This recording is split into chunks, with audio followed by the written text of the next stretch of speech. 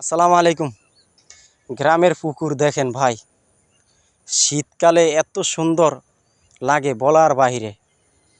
আসলে এখন সুদিনকাল তো, এখন মানুষ আলু রসুন পেঁয়াজ এগুলা চাষ করবে। তো দেখেন, তা আমি একটু সকালবেলা হাঁটতে হাঁটতে এসেছি। আর এই যে দেখেন আমাদের ধান খেতে প্রচুর কুয়াশা, এই যে দেখেন প্রচুর কুয়াশা, এই দেখেন দেখছেন প্রচুর কুয়াশা পড়ছে।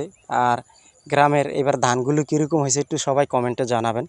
এই যে দেখেন ভাই, এই ধান ক্ষেতের ভিতরে হঠাৎ করে একটা বাঘ আসলো, কইতে আল্লাহ জানে। মানে আমি ভিডিও করতে এসেছি, দিয়ে হঠাৎ করে বাঘ আর শিয়াল মারামারি করতে এসে, ওই যে দেখেন ধান খেতে, ওই যে দেখেন ধান খেতে। তা আসলে এই গ্রামের মানুষ খুব আতঙ্কতে আছে।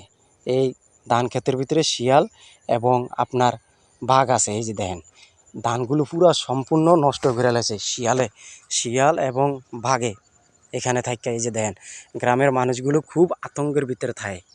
বুঝতে পারছেন দর্শক ভাইরা, এত ভয়ানক অবস্থা গ্রামের মানুষ।